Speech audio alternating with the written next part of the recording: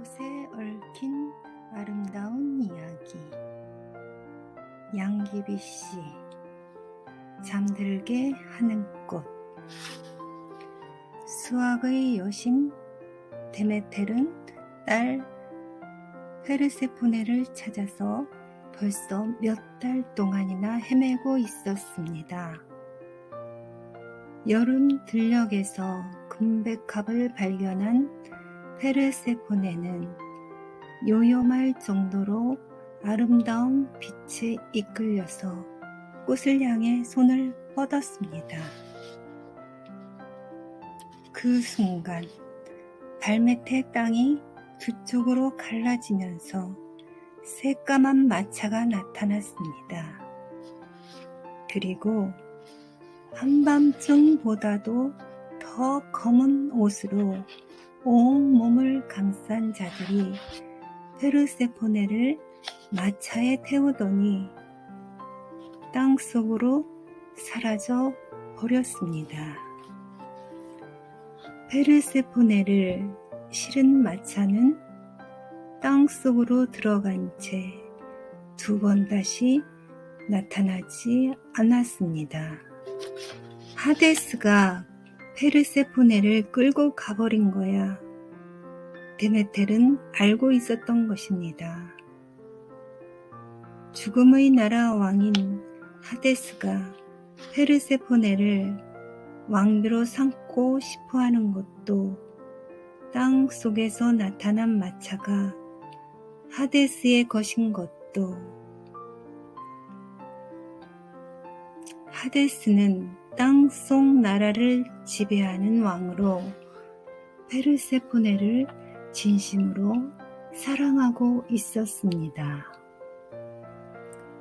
제발 페르세포네와 결혼할 수 있도록 허락해 주십시오. 하데스는 며칠 동안이나 데메텔에게 부탁했습니다. 그러나 데메텔은 대답을 하지 않았습니다.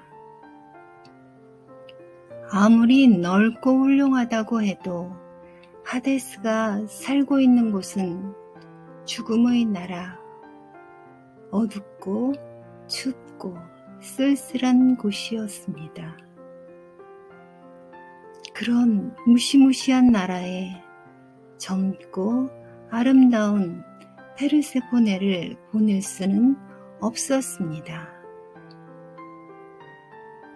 참다 못한 하데스가 페르세포네를 데리고 가버린 것입니다. 페르세포네가 보고 싶어. 죽음의 나라에서 어떻게 사는지 확인하고 싶어. 그런 생각을 하면서 데메텔은 여행을 떠났습니다.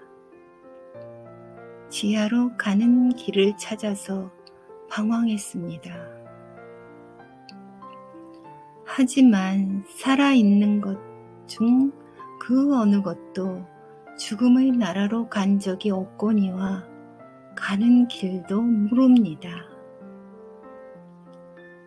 페르세포네는 죽은 것일까? 잠도 오지 않았습니다. 데메텔은 야윈 몸을 이끌고 비틀거리며 걸었습니다. 산 속에 깊은 동굴이 있었습니다. 어디까지 연결되어 있는지 알 수 없을 정도로 깊고 어두컴컴한 동굴에는 정막만이 흐를 뿐 데메텔 외에는 아무도 없었습니다. 어쩌면 이 동굴이 하데스의 나라로 통하는지도 몰라. 데메텔이 중얼거렸습니다. 주위에는 따뜻한 안개가 희미하게 끼어 있었고 살아있는 것이라고는 아무것도 보이지 않았습니다. 어둡고 쓸쓸한 데다 마음속까지 고요해지는 것이 죽음의 나라에 와 있는 것만 같았습니다. 데메텔은 비틀거리면서 앞으로 걸어갔습니다. 안개가 더욱 짙어지고 주위가 더욱 고요해졌을 때 나타난 것은 양귀비 꽃밭이었습니다. 정말 신비로운 모습이군. 데메텔은 멈춰 섰습니다. 몇천 송이인지 셀 수도 없을 만큼 많은 양귀비 꽃이 조금도 흔들리지 않고 피어 있었습니다. 바람도 불지 않는데 꽃잎이 떨어지는 것으로 보아 질 때가 된 양귀비 꽃이었습니다.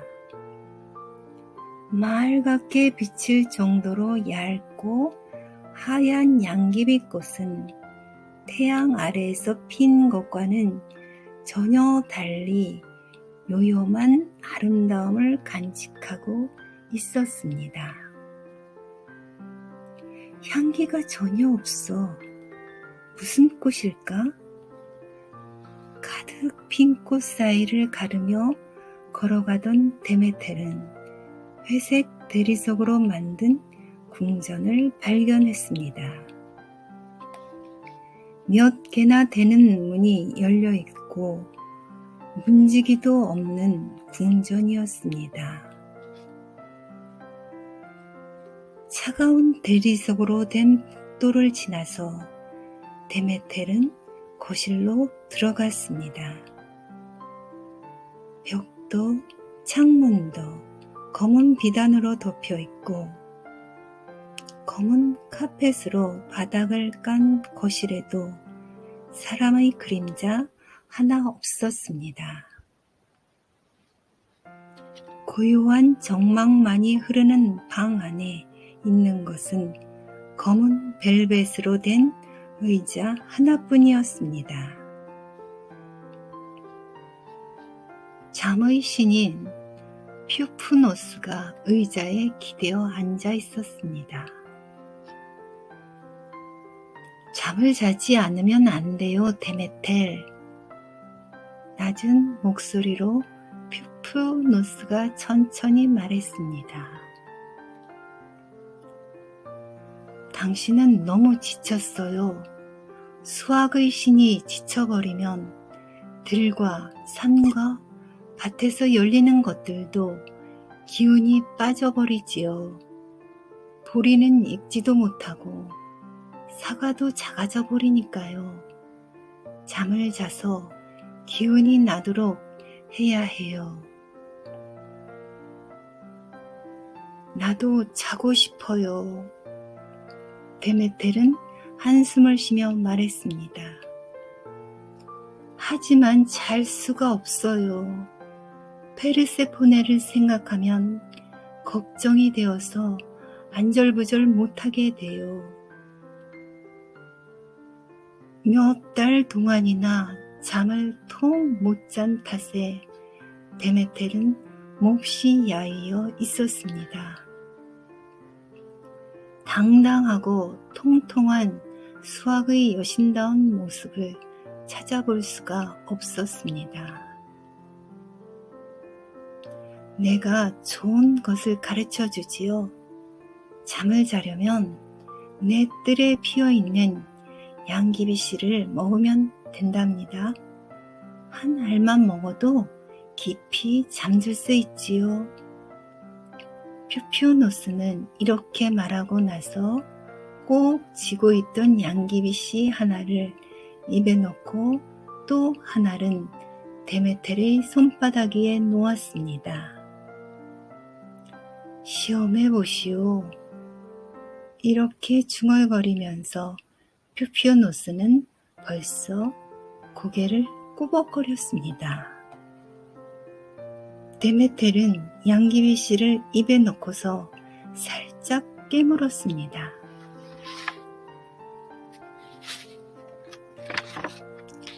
삼키고서 잠시 있자니까 몸이 따뜻해지면서 팔 다리에서 힘이 빠졌습니다. 눈꺼풀도 저절로 감기고 데메텔은 깊이 잠들었습니다. 꿈속에 그리운 페르세포네가 나타났습니다. 검은 돌로 된 궁전에서 하데스와 나란히 앉아있는 페르세포네는 들판을 뛰어다니던 아가씨의 모습이 아니었습니다. 죽음의 나라 왕비에 어울리는 엄숙한 분위기가 감돌고 있었습니다. 어머니, 석류를 먹고 말았습니다. 그래서 다시는 지상으로 돌아갈 수가 없습니다. 미소를 지으면서 페르세포네가 말했습니다. 하데스는 엄격한 왕이지만 제게는 참 잘해주고 있습니다. 어머니가 슬퍼하시는 것도 알고 있습니다. 죽음의 나라에 온 사람은 두 번 다시 살아있는 어머니를 만날 수 없는데 하데스는 저를 위해 특별한 규칙을 만들어 주었습니다. 반년이 지나면 저는 지상으로 나갈 수 있습니다. 돌아오는 거니? 만날 수 있다고? 기쁨의 함성을 지르는 데메텔에게 페르세포네는 끄덕여 보였습니다. 저는 1년 중 반은 죽음의 나라에서 살게 됩니다. 그리고 나머지 반은 어머니가 계신 곳에서 지내게 되지요. 꿈은 사라지고 데메텔은 다시 깊고 깊은 잠 속으로 빠져들었습니다. 도대체 며칠이나 잠을 잔 것일까요? 눈을 뜬 데메텔은 온몸에 기운이 솟는 것을 느꼈습니다. 머리가 맑고 뺨에는 생기가 돌았습니다. 일하러 돌아가야지. 데메텔, 꿈을 꾼 것처럼 반년이 지나가면 페르세포네는 돌아와요. 데메텔에게 퓨퓨노스가 속삭였습니다. 고마워요, 퓨퓨노스. 나는 들로 돌아가서 보리를 산더미만큼 거두어 드려야겠어요. 사과도 포도도 감자도 잔뜩 거둘 수 있도록 일하겠어요. 데메텔은 말을 마치고 궁전을 나왔습니다. 양귀비꽃은 조용하고 생기 있게 걸어가는 데메텔을 전송했습니다. 먼 옛날 여신인 데메텔을 잠들게 한 것은 아편을 만드는 재료인 양귀비씨입니다. 지름이 4cm나 되는 양귀비씨는 꽃이 지고 난 다음에 수면수가 생긴다고 전해집니다. 인간은 양귀비씨에서 아편이라는 마약을 추출하는 법을 알게 되었습니다. 하지만 정신을 몽롱하게 하는 아편이나 마약은 만드는 것도 사용하는 것도 법률로 금지되어 있습니다. 우리는 잠자는 궁전에 피어 있었다는 아름다운 꽃을 다시는 볼 수가 없습니다.